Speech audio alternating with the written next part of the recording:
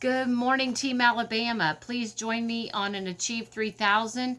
We are going to do taking action. Please do your before reading poll at this time.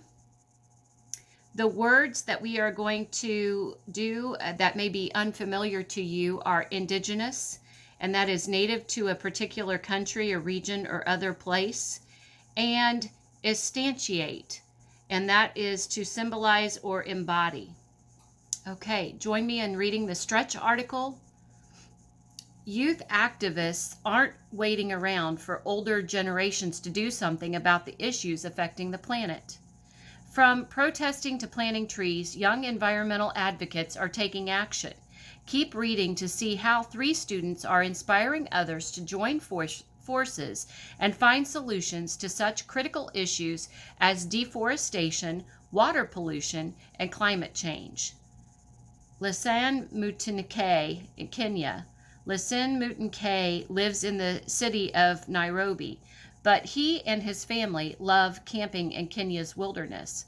Lisan also loves playing soccer, and at age 12, he came up with a way to combine his 2 passions to help heal the planet.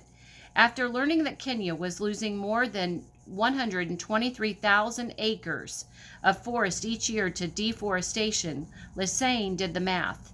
That was tantamount to about 164 soccer fields a day. The young athlete was shocked, but then an idea took root. For every goal he scored, he could plant a tree. He called his initiative Trees for Goals, and his activism grew. Since every goal is a team effort, Lisan decided to plant 11 trees each time he scored, 1 for each member of his soccer team. His school adopted the program for its rugby and basketball teams too, and before long the athletes had planted about 1,000 trees around Nairobi. In 2019, Lisan attended the inaugural United Nations Youth Climate Summit in New York, where at age 15 he was among the youngest conference delegates. You are never too young or too small or too young to make an impact in the world. Lisan said, "Remember that everything you do, however small, counts." Autumn Peltier, Canada. At age 8, Autumn Peltier, who is from the Wikigwakong First Nation, was attending a ceremony on Ontario's Indigenous lands when she saw a sign that she would never forget: toxic water. Inspired by her aunt, who walked the shores of all 5 Great Lakes to raise awareness for water conservation and Indigenous water rights, Autumn began speaking at community events about the importance of protecting Canada's water for the First Nations and for the country as a whole. 4 years later, at the Assembly of First Nations annual winter meeting, Autumn was chosen to present Canada's Prime Minister Justin Trudeau with a ceremonial copper water bowl, instantiating his responsibility to protect Canada's water. She took the opportunity to confront Trudeau on his support of controversial oil and gas pipeline projects that could adversely affect the water supply in a country where 100 First Nation communities were living with toxic water advisories. "I am very happy with the choices you've made," she told the Prime Minister, who in turn promised to address the issue.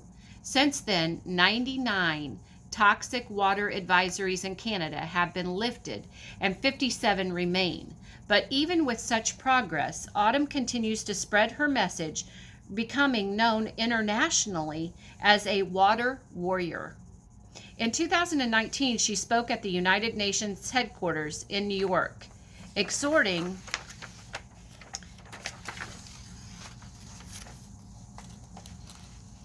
global leaders to make clean water a priority for Indigenous communities, saying, "All across these lands, we know somewhere where someone can't drink the water." Why so many, and why have they gone without for so long? Good question. Jerome Foster II, United States. Jerome Foster II stood outside the White House holding a sign calling for the United States government to take more aggressive action to combat climate change. And it was a typical Friday for the teen. He had done it every week for more than a year. I remember being 5 years old and watching a documentary about climate change with my family. Jerome told the Washington Post. I'd look around at them and say, "Hey, are you guys hearing this? Shouldn't we be doing something?" Hope comes from action, Jerome says. So he got down to work, and his commitment has only been annulled since then. In addition to this weekly protest, Jerome helped organize the 2019 global climate strikes, which brought roughly 6 million people from around the world into the streets, and he continues to unite others through an international organization he created called 1 Million of Us, which encourages youth activism and civic engagement. People keep saying our children's children will see the consequences of climate change, but that was 50 years ago. Jerome told CBS News, "We're the children." Okay, guys, there is the stretch article. Please go to your article for taking action. Make sure you've done the before reading poll.